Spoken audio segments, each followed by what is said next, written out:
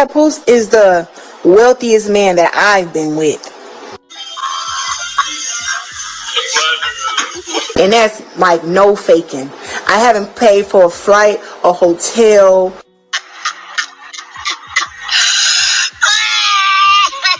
a fucking purse, nothing, and I don't know how long. What if the money was never lost? What if it was never stolen in a loud, obvious way, but quietly redirected while trust was still alive?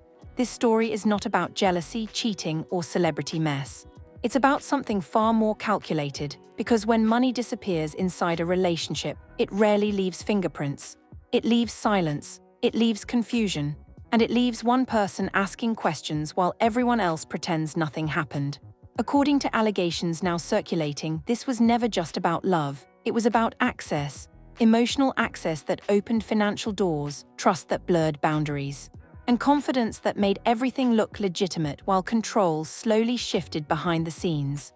At the center of it all is Claressa Shields, a woman trained to protect herself in the ring, trained to calculate risk, trained to read movement before it happens, which makes this story even more unsettling. Because if someone like her can allegedly find herself in a situation where nearly $900,000 becomes a question mark, then this was never about intelligence.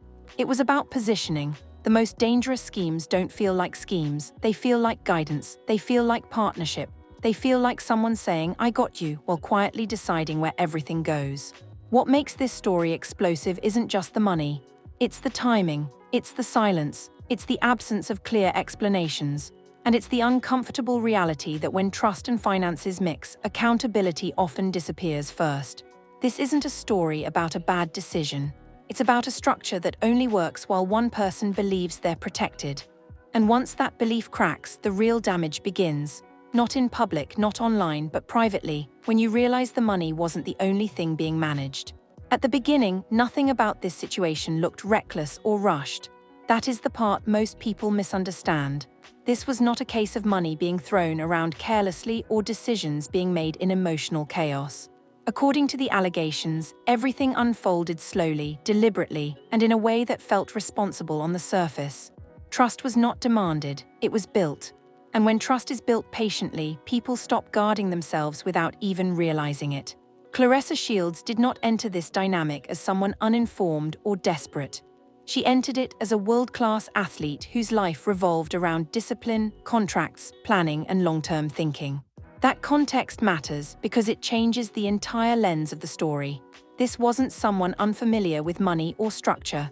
This was someone who understood both very well. The relationship itself created an environment where questioning didn't feel necessary. When emotional closeness develops alongside professional conversation, boundaries soften in subtle ways. Advice begins to feel like protection. Suggestions begin to feel like strategy. And gradually, decisions that should remain separate start to overlap. According to the narrative, financial conversations didn't begin as high-stakes negotiations. They began as discussions, planning, long-term thinking, conversations framed around growth, stability, and security. Nothing that raised immediate suspicion, nothing that felt out of place. And that is exactly how influence works when it's effective. The involvement of Papoose carried weight not just emotionally, but symbolically. Experience becomes authority when someone has survived the industry. Years of navigating contracts, losses, and recoveries can easily position someone as a guide rather than just a partner. Add to that the public presence of Remy, and the dynamic appeared even more secure. Together, they represented longevity, resilience, and credibility. To the outside world and allegedly to Claressa herself, this did not look like risk. It looked like alignment. What's important here is not what was promised, but how things were framed. According to claims, financial involvement did not happen through a single dramatic agreement. It happened through gradual normalization. Shared responsibility, trust-based decisions, authority shifting quietly without confrontation.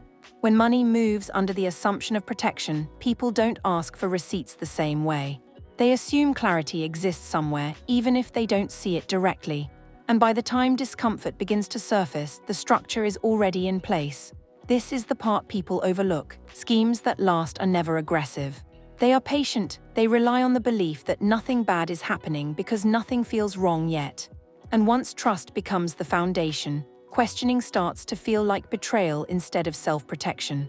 That is how situations like this allegedly survive for as long as they do. Not through force, not through deception alone, but through familiarity, reassurance, and the quiet confidence that everything is being handled correctly. According to the allegations, the most important detail in this entire situation is not the number 900,000. Loser, and you over there playing with that girl. You over there playing with her.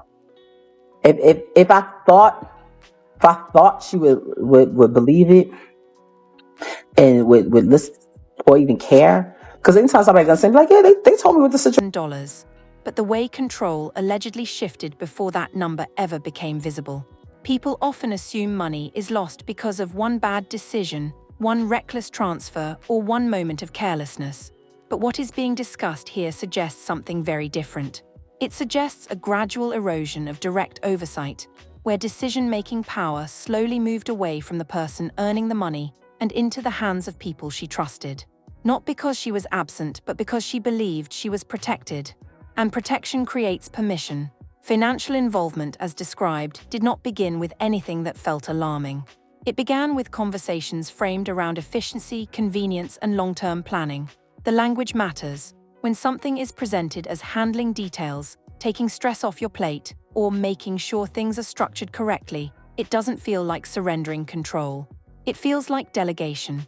And delegation, especially when paired with emotional trust, rarely triggers alarm bells. According to the narrative, Claressa allowed certain financial pathways to be managed externally because she believed transparency existed, even if she wasn't seeing every detail in real time.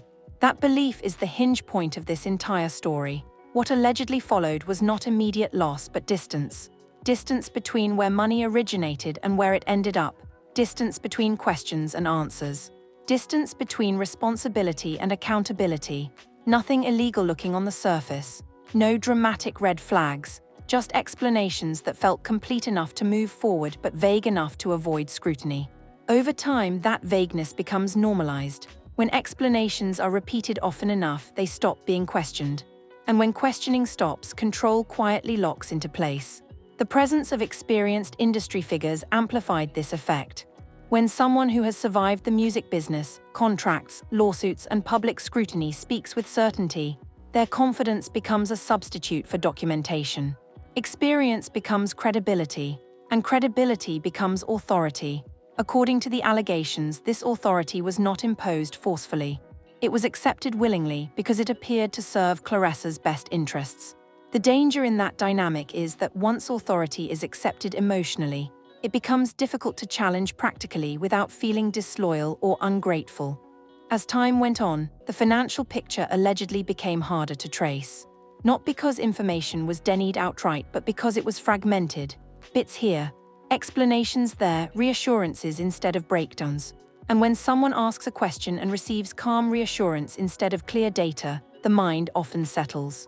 Especially when the person answering has already been positioned as trustworthy. That is how control doesn't just move, it stabilizes, it becomes routine. And by the time discomfort starts to surface, reversing that structure feels disruptive, confrontational, and emotionally expensive. This is the moment where situations like this allegedly cross the line from miscommunication into something more serious.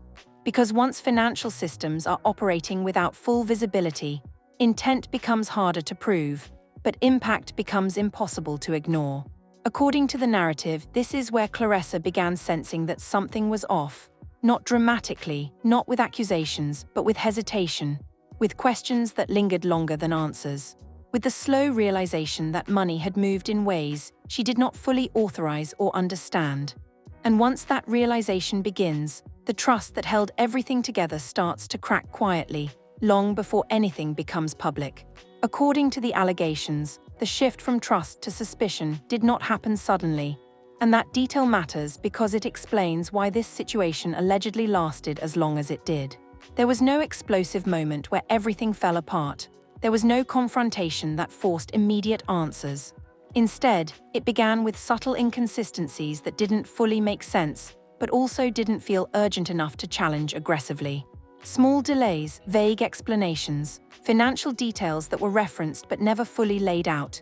Individually, each moment could be brushed off. Together, they started forming a pattern that was harder to ignore. This is where the psychological pressure reportedly intensified. When someone begins to sense something is wrong but doesn't yet have proof, the mind goes into conflict. On one side, there is instinct. On the other, there is the relationship, the trust, the history, and the fear of being wrong. According to the narrative, Claressa didn't jump to accusations. She didn't panic. She didn't move emotionally. She tried to understand. She revisited conversations. She replayed explanations she had already accepted. She tried to reconcile what she was feeling with what she had been told. And that process alone is exhausting because it forces you to question not just another person, but your own judgment. The alleged problem was not that questions were asked. It was how those questions were answered. Instead of clarity, reassurance took center stage. Instead of documentation, explanations were offered verbally. Calm tones replaced concrete details. And calm can be disarming. Calm makes doubt feel unnecessary. When someone responds without defensiveness, without visible stress, it can make the person asking the question feel like they are overthinking. According to the claims, this dynamic slowed everything down. It bought time. It allowed the structure to remain intact even as discomfort grew beneath the surface. As the financial picture allegedly became clearer, one uncomfortable realization started to take shape. The money hadn't just moved, it had been controlled. Decisions had been made without direct confirmation. Funds had been allocated without clear authorization. And while nothing appeared chaotic or illegal on its face, the lack of transparency itself became the issue. At that point, the question stopped being, "Is something wrong?" and became, "How long has this been happening?" That is the moment where suspicion fully replaces trust, and once that line is crossed, there is no going back. What made this stage particularly difficult, according to the narrative, was the emotional cost of confronting it. Challenging the situation meant challenging people who were not just partners, but figures of stability and credibility. It meant questioning guidance that had been framed as protection. And it meant accepting that emotional closeness may have been used, intentionally or not, as a shield against scrutiny. That realization doesn't just hurt financially. It destabilizes identity. It forces someone to ask how much of what they believed was real, and how much of it served someone else's advantage. By this point, according to the allegations, the focus was no longer on recovering money. It was on understanding the truth, because money can be replaced, trust cannot. And when someone realizes that their discipline, strength, and independence may have been leveraged against them, the damage goes far deeper than numbers on a balance sheet. This is where the story stops being about finances and becomes about power. Who held it, who exercised it, and who was left carrying the consequences once the structure began to crack. According to the allegations, the most damaging phase of this entire situation was not when questions were first asked, and not when suspicion fully formed, but when realization finally settled in without drama. There was no public reaction, no emotional outburst, no attempt to control the narrative online. What followed instead was silence, and not the kind of silence that signals confusion, but the kind that comes from processing something too heavy to rush. This was the moment where explanations stopped being weighed and started being re-examined, where reassurance lost its calming effect and instead felt hollow. Because once you realize that transparency should have existed all along, reassurance begins to feel like avoidance rather than comfort. This stage is especially brutal because it forces a person to replay everything, every decision that felt mutual, every moment where trust replaced verification, every time instinct was quieted by confidence. According to the narrative, Claressa did not immediately move to confrontation, because confrontation requires certainty. And certainty takes time when the people involved are deeply woven into your personal and professional life. Instead, there was distance, emotional distance, mental distance, a withdrawal that wasn't punishment but protection. When someone realizes they may have been financially compromised by people they trusted, the first instinct is not anger. It is containment, containing information, containing reaction, containing damage. What makes this part of the story difficult to observe from the outside is that strength looks like calm, and calm is often misinterpreted as acceptance. According to the allegations, this was not acceptance. This was calculation, the understanding that once accusations are made, there is no rewind. Once words are spoken, they can be challenged, twisted, denied, or reframed. Silence, on the other hand, creates space to observe behavior. And behavior, unlike statements, cannot be edited. Who explains voluntarily? Who who avoids detail, who offers clarity, and who waits for attention to fade. Those signals become louder when nothing is being said publicly. During this period, the emotional weight reportedly shifted entirely onto Claressa, the burden of deciding what to do next, whether to confront privately or escalate publicly, whether to prioritize recovery or closure, whether to protect her image or her truth. These decisions are never simple when money, relationships, and reputation collide. And according to the narrative, this was the point where the reality of the alleged loss became less painful than the realization of how it happened. Because losing money hurts, but understanding that your discipline and independence may have been used as cover hurts deeper. By this stage, the structure that once felt stable no longer provided comfort. The trust that once made delegation easy now made distance necessary. And the silence that surrounded the situation stopped feeling neutral. It became heavy, heavy with unanswered questions, heavy with unresolved accountability, and heavy with the knowledge that whatever came next would permanently change every relationship involved. This is where the story stops being about accusation and becomes about choice. Not the choice to expose, but the choice to protect oneself in a situation where trust has already collapsed internally, even if the world hasn't seen it yet. According to the allegations, once realization fully set in, the dynamic changed in a way that was subtle but decisive. This was no longer a situation driven by confusion or emotional attachment. It became a matter of power and positioning. Silence, which had initially served as a space for processing, began to take on a different meaning. Silence became leverage, not because it protected anyone emotionally, but because it delayed accountability. In situations involving large sums of money, words become dangerous. Every explanation creates a trail. Every denial invites scrutiny. And according to the narrative, the absence of detailed responses was not accidental. It was strategic restraint. What stands out at this stage is that nothing was clearly denied.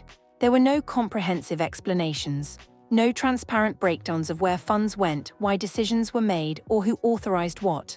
And in financial disputes, silence does not exist in a vacuum, it shifts pressure. When one side refuses to clarify, the burden moves to the person asking questions.